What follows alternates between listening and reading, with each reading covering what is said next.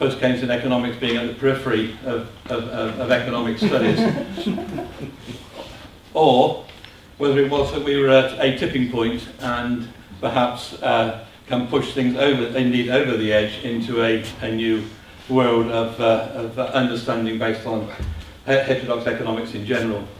And following the comments of the previous speaker, to emphasise that the relevance of post-Keynesian and heterodox economics to policy formulation, I think we can always claim to be rather more realistic than the opposition.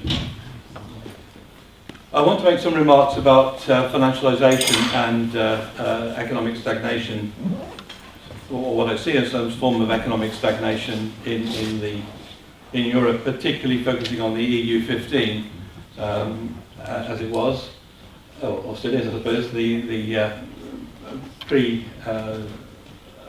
joining of the new member states in 2004 and so forth.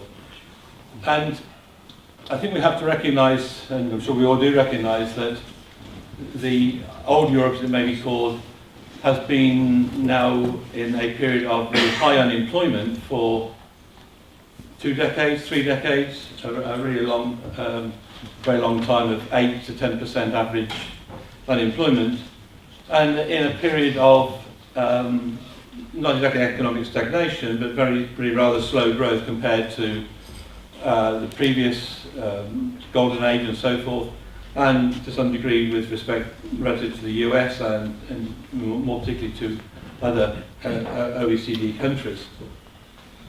And as I was looking at this,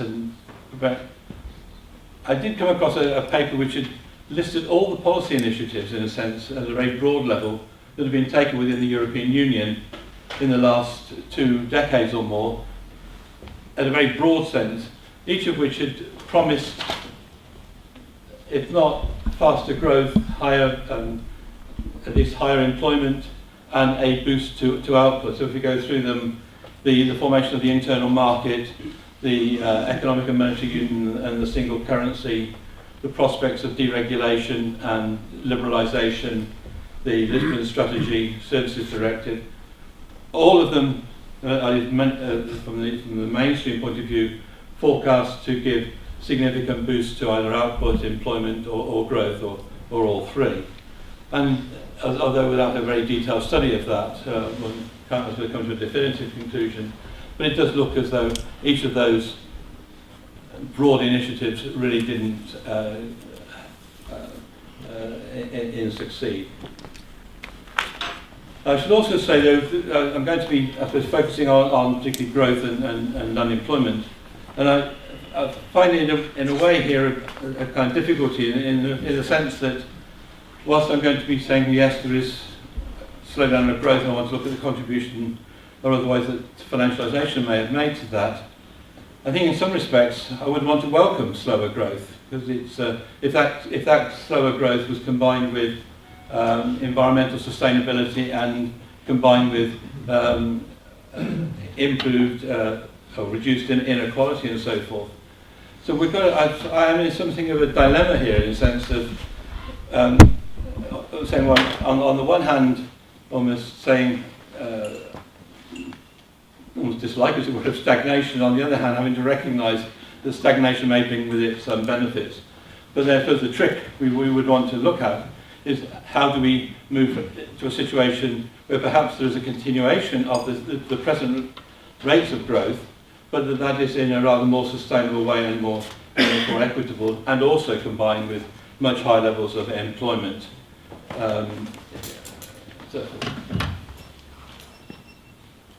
So these were just graphs of GDP growth, so they don't appear very well, but just to indicate, this is since 1989. The euro areas, I've got the figures here for, at the bottom, and sorry, that's Italy at the bottom, and then the euro area, and then Germany, USA, and other OECD countries. And although the scale on this doesn't really highlight it, I suppose, there is a significant difference in many respects between particularly the Euro area and the other OECD, of 2 to 1. And the unemployment figures this is the Euro area average. I think the Euro area ones are, in one sense, significant from, more than significant, but one of the respects of this is the, if I have time, maybe I want to make some remarks about the policies of structural reforms, so-called, towards the labour markets. Because one of the big pushes of it was during the early 2000s, but it has continued, is the idea of structural reforms, i.e. liberalisation, deregulation of labour markets as a way of improving economic performance, but particularly in terms of lowering unemployment. And by round about 2007, you can see that unemployment had tended to come down somewhat, and the European Commission was claiming strongly that this was due to the structural reform programmes that are being pursued. It didn't take very long, of course, for that claim to blow up.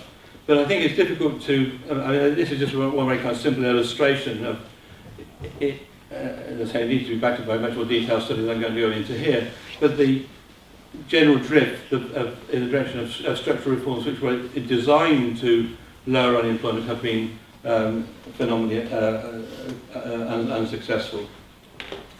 I want to mainly speak about structural reforms, financialisation. I'll make a little bit about structural reforms and Euro area policies if I have time. I want to.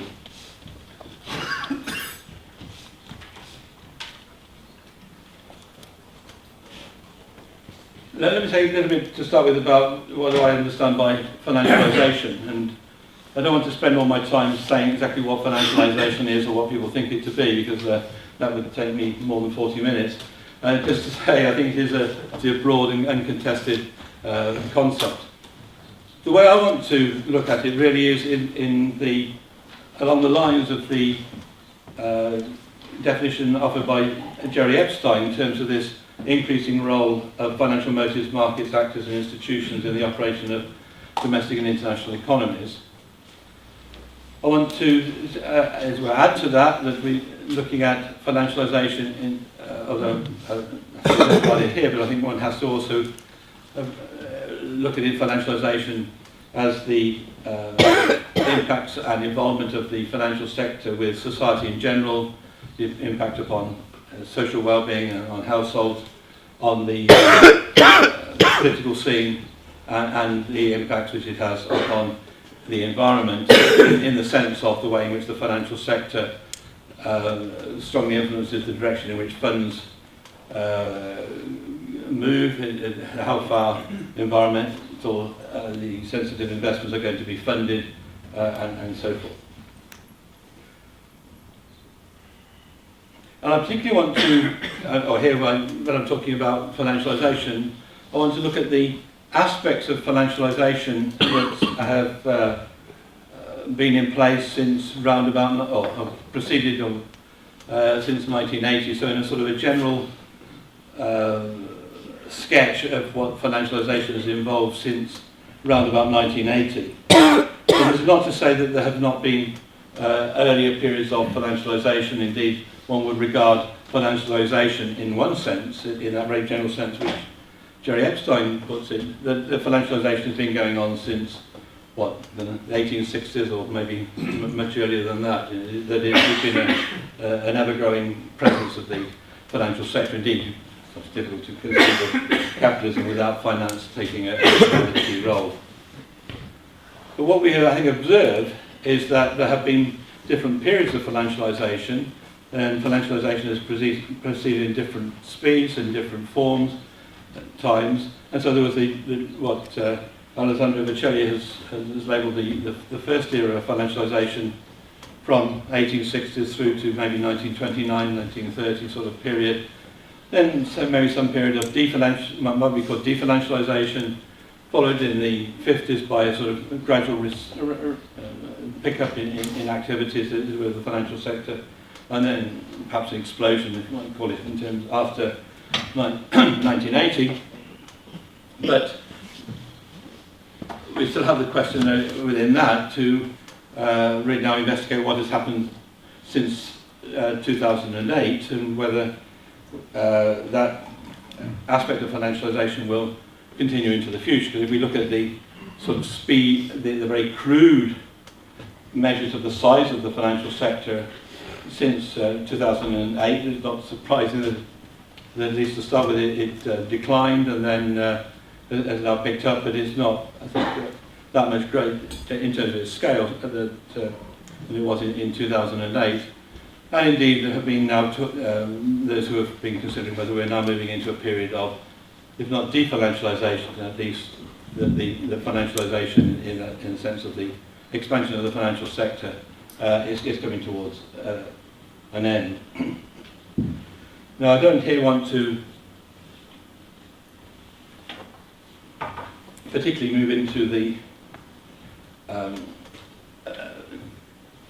question of what was exactly the relationship between financialisation, globalisation and neoliberalism. I just see that to some extent seem all bound up together, although I just want to focus on the financialisation aspect.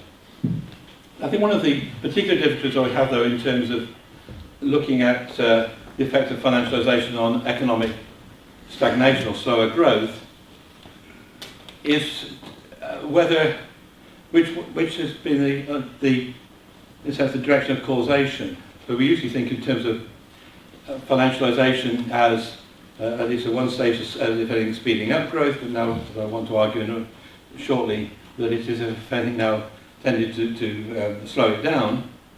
But whether that change in the relationship comes about more because of the effects of slower growth on the processes of financialisation rather than the other way around. I'll come back to that in a moment. So I think we know the sort of things that financialisation has involved not only the growth of the financial sector in the sense of the size of the banking system or the size of the stock market, those sort of aspects. But it's also had many other changes associated with it. Now, whether this is sort of fundamental to financialisation or whether this is just the forms which financialisation has taken, or the change in the financial sector has taken in the last 35 years, is a way I don't want to get into. I just want to point out these are some of the changes, many of which are many of which will be well known to you, that have taken place in that sort of period. So we know that there's been the rapid expansion, we often feel it, as it were, the rapid expansion of financial institutions and financial markets. I think we know that the financial markets, or those sort of market type of activities, have grown faster than the institutions such as banks.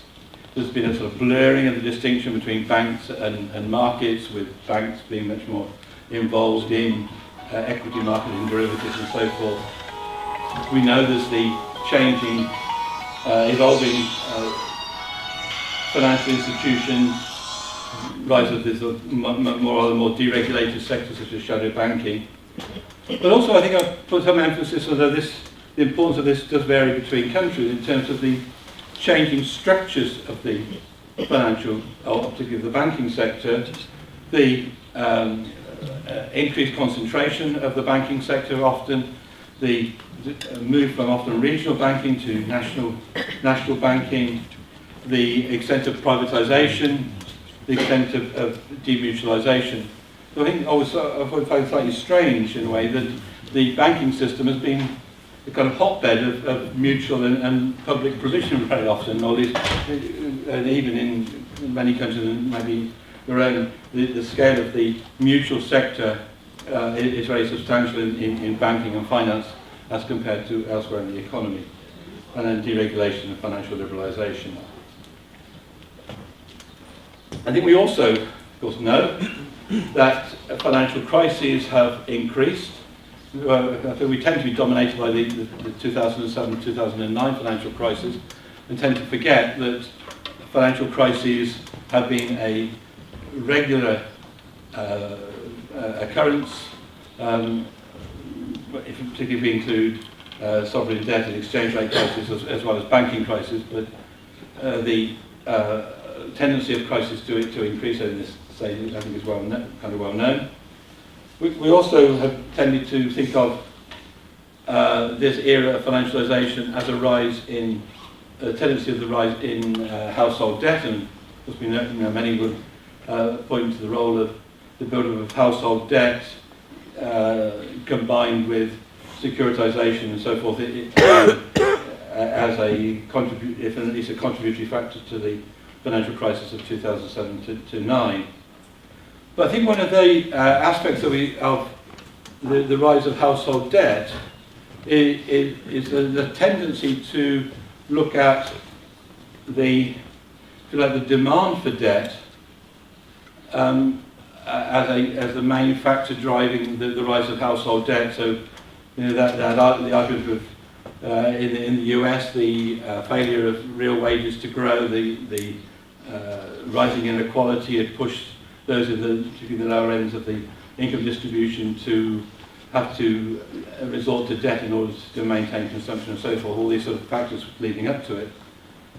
What I think we're tending to forget, or not look at, is why has there been a greater tendency for the financial sector to, not just the financial sector, but to push household debt.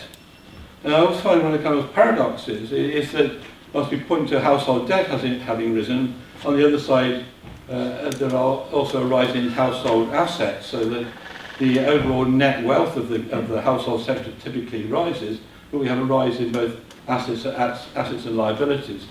Now, some of this may be a consequence or a reflection of inequality, that those who are at the lower end are having to resort much more to borrowing, although that often is not always the case. But we are kind of forgetting, as it were, that there are kind of sources of funds which the banking system is wishing to lend out. Now, I don't want to go into the complications of the relationship between savings and investment here, but just the idea that if there is partly through shifts in the distribution of income, shifts from wages to profits, from a shift towards the financial sector at the expense of others, a shift in the inequality of income, all of these will tend to raise savings. Yet, if there is, in the end, in order for those savings to be able to take place, there has to be the counterpart of the investment or the budget deficit on the other side. And I look at this in terms of one of the driving forces behind the push on household debt is to offset where the effects of higher levels of savings that there would otherwise be on demand. I think one other aspect which, again, is often been associated with financialisation, and I think there's always an aspect of whether this is sort of integral to financialisation or just an associated feature, is what is often called the pursuit, or the emphasis on the pursuit of shareholder value. Now, the next speaker will tell you much more about this than I can. Eckhart has worked very, very extensively on this. But all we need to point out here is the financialisation has, because it involves greater ownership of corporations, non-financial corporations, by financial corporations, whether it's pension funds or hedge funds or private equity, whatever it may be, that the ownership moves from individuals to financial corporations. That's been a very long-standing feature. But the effects which that then has on the way in which the non-financial corporations operate.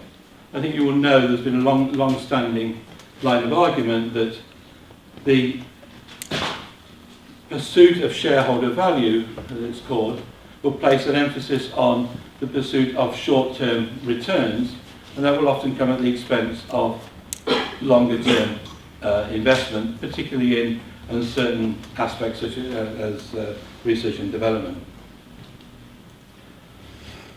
So out of that, I want to draw or raise a question.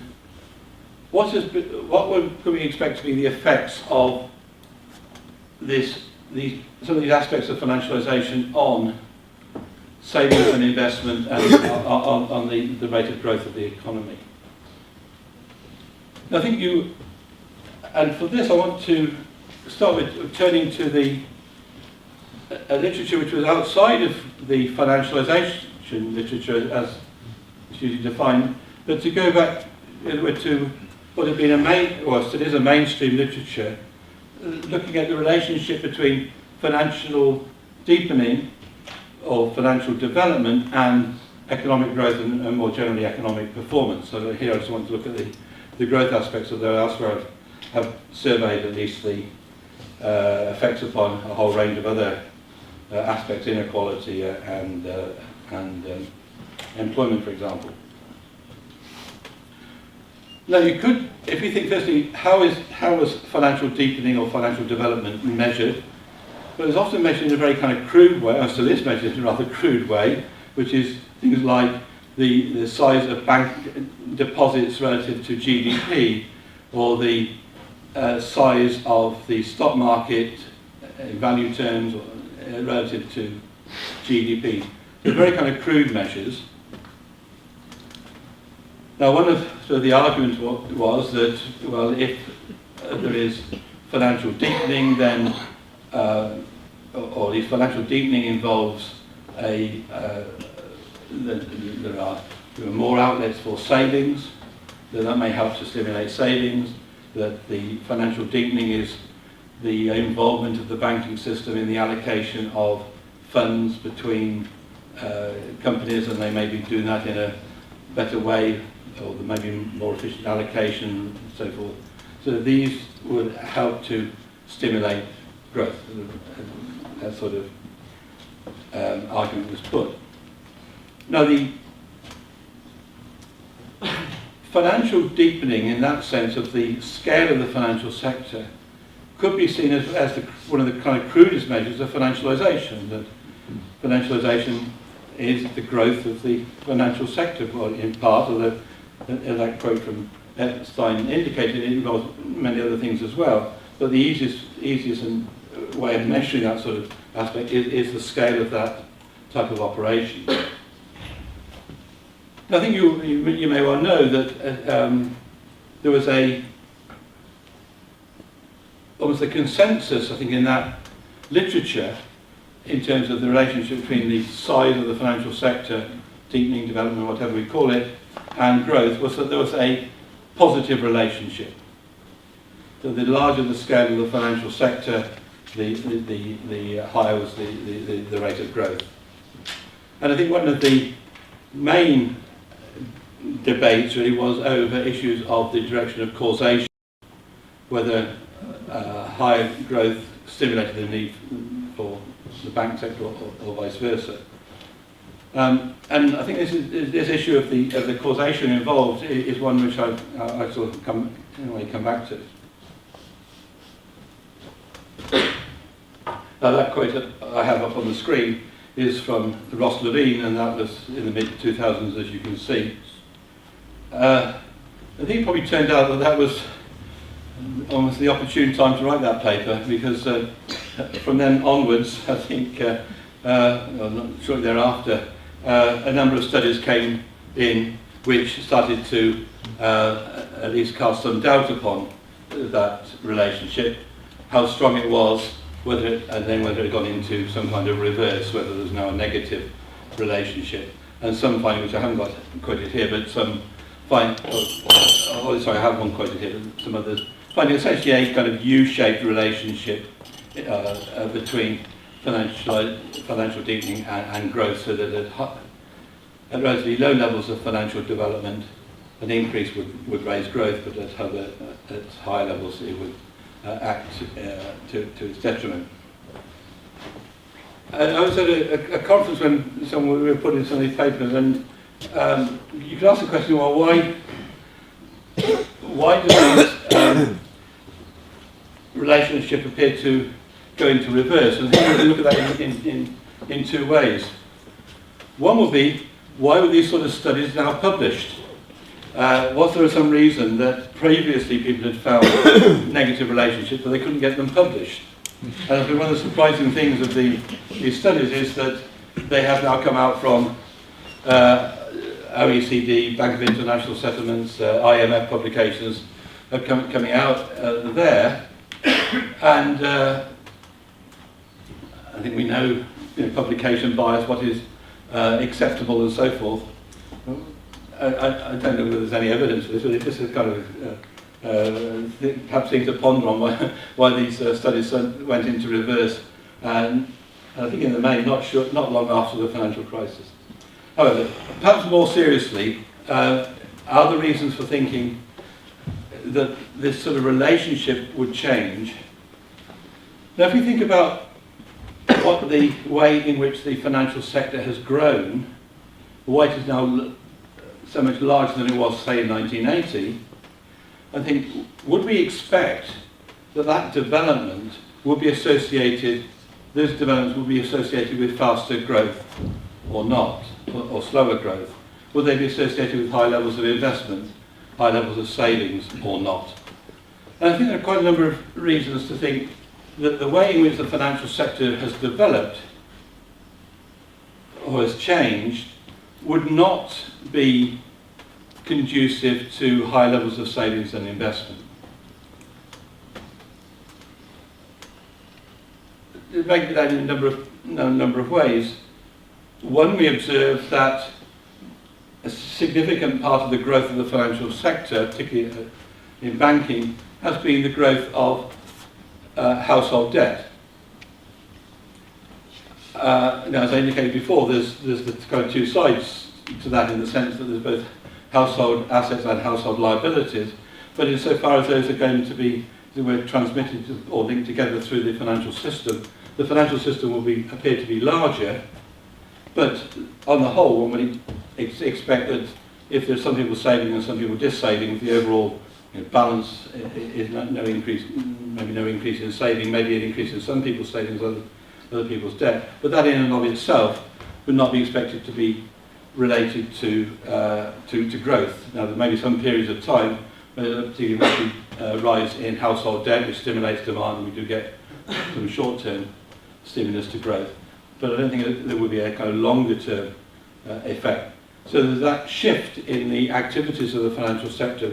That's not to say these are good or bad in themselves, but just to say we wouldn't expect those to be particularly related to growth.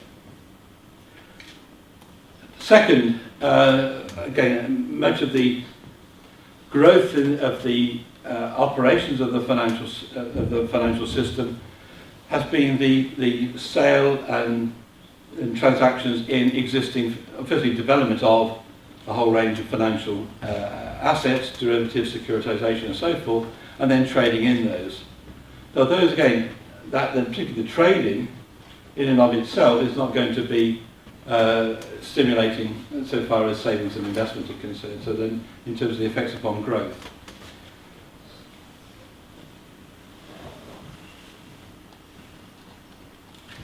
The third, because the aspects, although this is not directly related to in one sense, to the growth of the financial sector, but the effects which the pursuit of shareholder value may have upon investments and on innovation. However, again, if we include in the scale of the financial sector its ownership of shares and so forth, then again that will be a reflection of the increased involvement of the financial sector. So that would be an aspect of financialisation. It may not be picked up in these figures, but it would be an aspect of it which may have a depressing effect upon investment and innovation.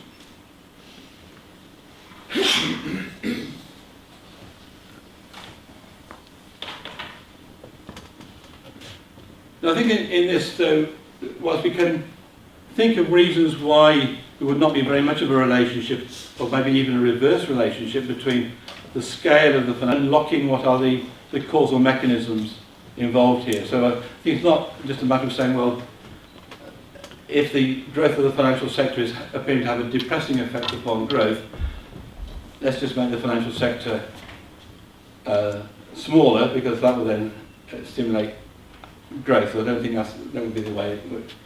Perhaps in one respect it could have some effect, which is, after all, the financial sector does use resources, and often highly trained resources, which could be deployed in other activities.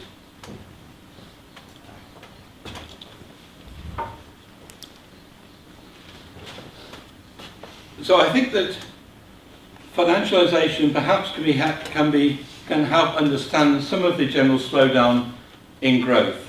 How far it is a kind of causal factor, or how far, for example, the increased involvement in household debt, which is part of the scale of the financial sector, is in the end a result of the way in which there have been shifts in the distribution of income, which has led to higher potential savings, but those savings, in order to be able to occur, have to find some outlet, as it were, so that on the other side is going through household debt. So maybe not so much at the level of the household, but in terms of if there's a shift in towards the profits of corporations, and they are saving more, or wish to save more, how, if at the same time investment is not going to be increasing, how is that savings actually going to be realised? Well, if they can, in effect, generate debt on the other side of the household, then there may be some possibilities to keep the thing moving. However, if we are looking at financialisation in terms of the specific issues of the stagnation in the European Union, or in Europe in general, then we may want to say, does this rise of financialisation fit the pattern, as it were? Because what I started off by indicating is that I think the broad interpretation is that growth has slowed down in the European Union. It's also slowed down to some extent in the US, but the US growth rate on the whole remains above the European one, and then the OECD above that, or the rest of the OECD, excluding the US and Euro area.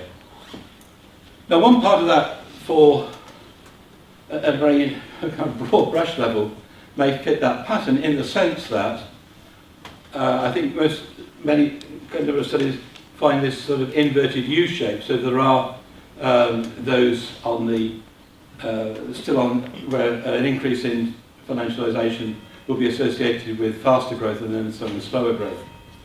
And I think one or two of you may have heard me give a presentation in Poland where I put up a graph which had this inverted U shape, and Poland happened to come out at the optimum point. So those with a smaller and since this is econometrics, it must be right, sort of. So, but that so flippancy aside, that idea that the financialisation worldwide may have been actually associated with faster growth, but that's been focused in those countries which had relatively, on this sort of argument, a relatively lower level of financial development. The US, I suppose, is the one which kind of wouldn't fit in with that pattern, although I think need to explore this much more. I was surprised when I looked at the figures that the US has much lower bank deposits ratio to GDP than UK, Germany and France, although the pattern with, in terms of the size of the stock market, is rather different. I just had these a few minutes ago, maybe 5 minutes ago, I had a 5-minute signal. So let me just bring this part to a close. What I would want to argue is that the way in which the financial sector has developed has not been conducive either to higher levels of growth, nor has it been conducive to high levels of employment. And we should be much more I would want to focus much more on the employment side than on the growth side. I think in terms of the effect upon employment, we have to investigate the wide range of effects which financialisation has upon the level of demand. The effects of the shifts in the distribution of income, for example, on demand, those sort of aspects. I would also, in the context of the euro area, I think we do have to bring in what has been the effects of the now fiscal compact, the Stability and Growth Pact. Because if what we're getting is a shift in the towards savings and away from investment, we know the accounting counterpart of that, in general, involves a budget deficit. So if we're trying to then squeeze down budget deficits at the same time, there's a potential for savings to grow and investment not to grow, to be higher, then we are in a much more deflationary situation than we would be otherwise. However, I think much more we need to focus upon what has been the nature of the changes in the financial system, not just that it has changed, but not just that it has grown, but the change in the structure of the financial sector, and how far that has been conducive to not just growth and employment, but all particularly sustainable growth. And that, although this is perhaps a bit of a leap here, that points me in the direction of saying, are there institutional changes which would have particularly a banking system, which would be much more focused upon the funding of the generation of savings, but also the funding of investment, but also the funding of investment which is environmentally sensitive.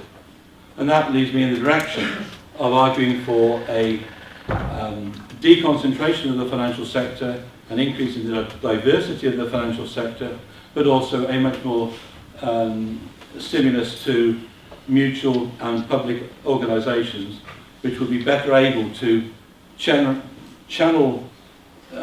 resources in the directions which will be favourable to sustainable growth, rather than wasting resources in dealing in pieces of paper, as it were. That is, the trading in existing financial assets, which I don't think in the end benefits anybody. Thanks.